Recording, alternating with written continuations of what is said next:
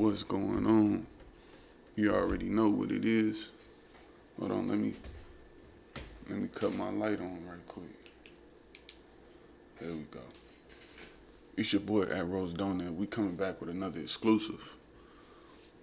I appreciate y'all tapping into the profiles at roachdonut University. We've been going to the next level, man. Y'all been supporting the brand, man. I've been getting love, man. I appreciate all the people who show love. And right now, we want to get into something that we all may be interested in, is the history of social media. Now, this video is about 5 years old, so I would say that it may be a little ran down, you know what I'm saying? But it might not be, because really, like, the biggest things that we can find right now are, TikTok. So, I mean, we're going to tap into this video and we're going to see, if we can get some gems and get some information, man. So, once again, y'all go to at roachdonut on all platforms. And matter of fact, how about this?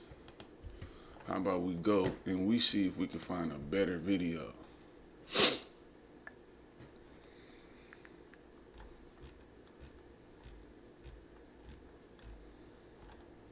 How about we try this one, the evolution of social media?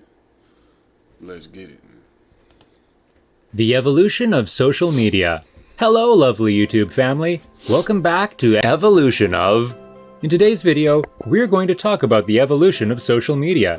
Before we start, I would want you to hit that red subscribe button so that you never miss out on any of our videos. The evolution of social media has been fueled by the human impulse to communicate and by advances in digital technology. It is a story about establishing and nurturing personal connections at scale.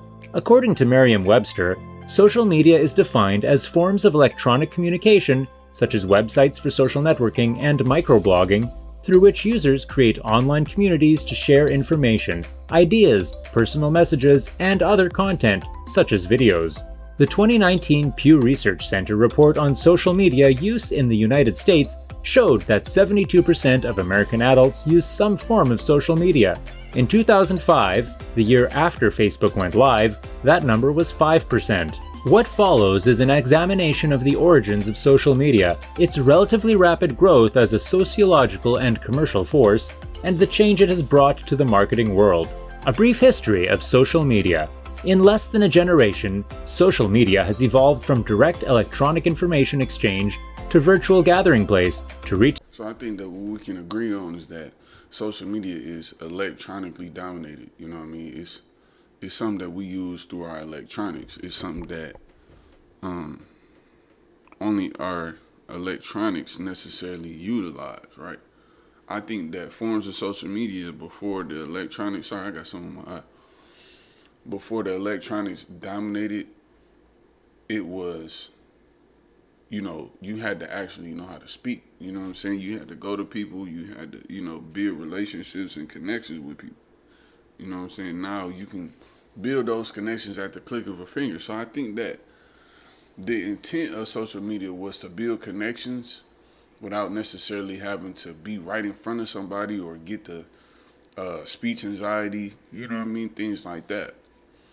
I think it's upsides and downs. So we're not gonna get all into the politics, because you know what I'm saying. I'm not here to, speak all on that. You know what I'm saying. Whatever you think is for, whatever how it affects you, that's on you.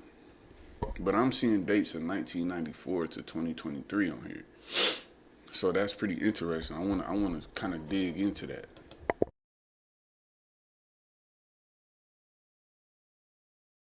Retail platform to vital 21st century marketing tool. How did it begin? How has social media affected the lives of billions of people? How have businesses adapted to the digital consumer lifestyle? How do marketing professionals use social media? It's all part of the story of social media's ongoing evolution. Pre-internet roots. In a sense, social media began on May 24, 1844, with a series of electronic dots and dashes tapped out by hand on a telegraph machine. The first electronic message from Baltimore to Washington, D.C.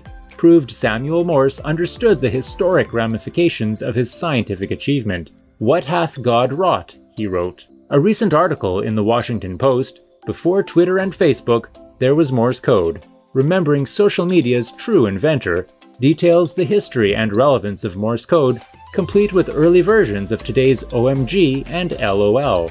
While the roots of digital communication... So it seems like the inception of social media would have to be dependent upon technology. Now, social standings, like social in general, is not dependent upon technology because we can be social with each other just by looking at each other. You know what I mean? But I think social media created the ability to create a web of connection that span outside of your reality. It can send it very far, very fast.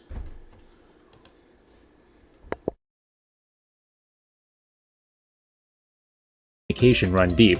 Most contemporary accounts of the modern origins of today's internet and social media point to the emergence in 1969 of the Advanced Research Projects Agency Network, the ARPANET.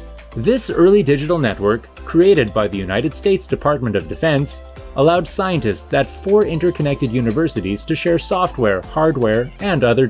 And see, kaboom, that's where I think, because I learned this too in my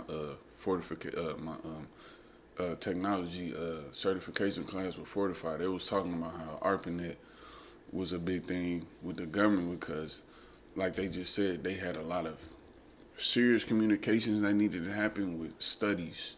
You know what I'm saying? So that's a big start.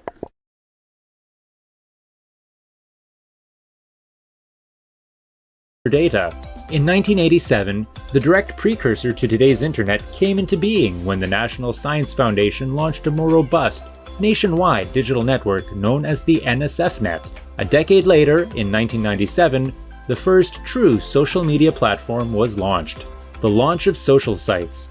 In the 1980s and 90s, according to the history of social networking on the technology news site Digital Trends, the internet's growth enabled the introduction of online communication services such as CompuServe, America Online, and Prodigy. They introduced users to digital communication through email, bulletin board messaging, and real-time online chatting. This gave rise to the earliest social media networks, beginning with the short-lived 6 Degrees profile uploading service in 1997. This service was followed in 2001 by Friendster. These rudimentary platforms attracted millions of users and enabled email address registration and basic online networking. Weblogs, or blogs, another early form of digital social communication, began to gain popularity with the 1999 launch of the LiveJournal publishing site. This coincided with the launch of the blogger publishing platform by the tech company Pyra Labs, which was purchased by Google in 2003. In 2002, LinkedIn was founded as a networking site for career-minded professionals. By 2020, it had grown to more than 675 million users worldwide. It remains the social media... Yeah, LinkedIn is crazy, bro. I got a LinkedIn. I got a couple LinkedIn, maybe 3 of them. And it's a very useful platform, bro. It's real cool to be on LinkedIn because you can really see, like, successful business people on there, like people who are serious about the corporate world. Like, it's pretty cool. But it is a business social media, though. Media site of choice for job seekers, as well as human resources managers searching for qualified candidates. 2 other major forays into social media collapsed after a burst of initial success. In 2003, MySpace launched. By 2006, it was the most visited webpage on the planet, spurred by users' ability to share new music directly on their profile pages. By 2008, it was eclipsed by Facebook. In 2011, MySpace was purchased by musician Justin Timberlake for $35 million, but it has since become a social media afterthought. Google's attempt to elbow its way into the social media landscape, Google+, launched in 2012. A rocky existence came to an end in 2018, after the private information of nearly 500,000 Google+ users was compromised by a data security breach. Social media, end users, and businesses. What began as a desktop or a laptop experience shifted to mobile phones and tablets as cellular service expanded. The capabilities of cellular phones expanded, turning them into smartphones, and high-speed wireless internet became more readily available in homes, businesses, and public spaces. With the advent of social media apps that could run on smartphones, end users could take their communities with them wherever they went. Businesses took advantage of this new consumer mobility by serving their customers new, simpler methods of interacting and new ways of buying goods and services. The end user experience.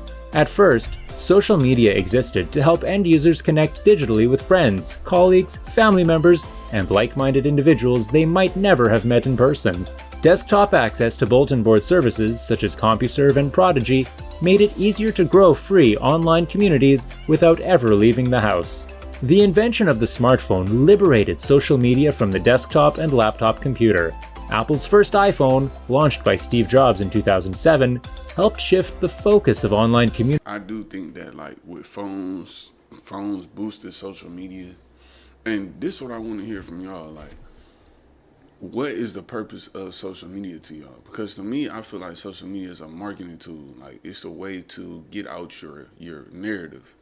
You know what I'm saying? Like, for business, like you can speak on a lot of things, and you can find your pocket into the business world. And I think like even if you don't make money on social media, you can open up a lot of opportunities through social media. It's just all about how you use it and how serious you are. You know what I'm saying? I think the power of the upload is what is putting a lot of people in position to have a certain narrative and to reach certain demographics. You know what I'm saying? So I just think that social media is very, very powerful. I think that it's one of the greatest and one of the worst things that ever happened to us. But I just think that it's all about how you use it. That's what determines that. You know what I mean? But I do think that social media in its highest form is a marketing tool. And I think that at its coolest form is like a way to connect with people, a way to be cool and chill, you know what I'm saying? Just joke around and, stuff like that.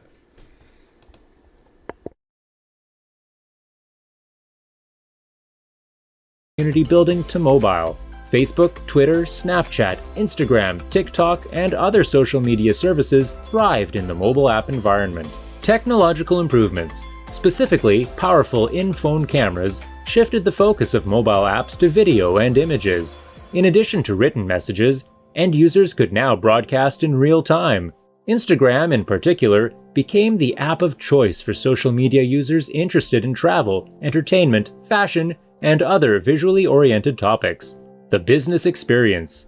As social media companies grew their user bases into the hundreds of millions, the business applications of Facebook, Twitter, and other social media platforms began to take shape. Social media companies had access to some of the richest trackable user data ever conceived. A recent article on IAS Insider, The Evolution of Social Media Advertising, sums it up.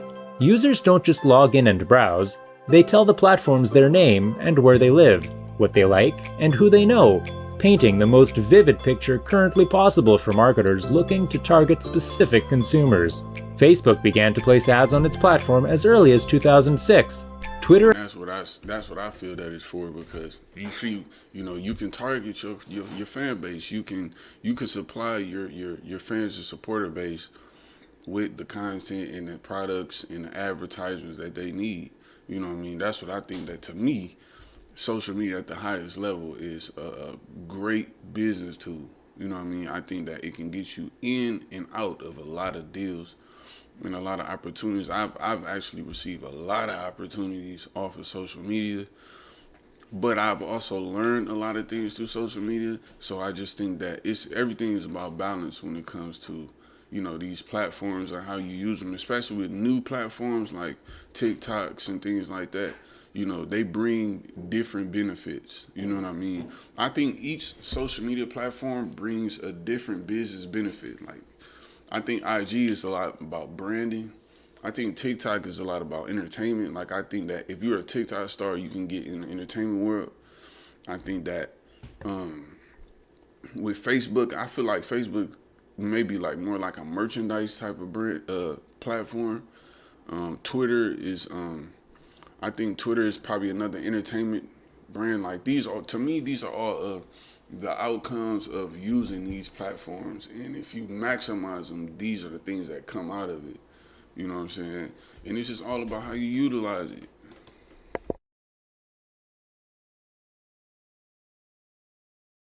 enabled ads in 2010.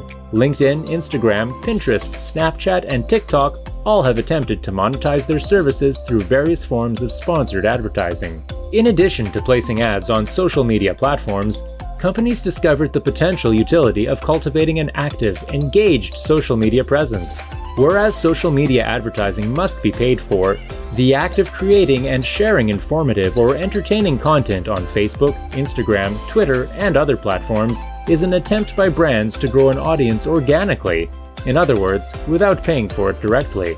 According to HubSpot's Social Media Marketing, the Ultimate Guide, companies use organic social media marketing to increase brand awareness, generate leads and increase conversions, develop. I'm telling you, bro, that's what it is right there. That's exactly what it is. Generating them leads, man. Getting them new customers, getting those new viewers, getting those new potential merchandise buyers. Like when you see it at the highest level of capitalism, really, that's what social media is good for. And then when you see it on some social stuff, it's really a big, entertainment platform. You know what I'm saying? It's really, it's cool, man. I think social media is pretty cool. I think if used, correctly, you know what I'm saying, it's pretty dope, man. What y'all think?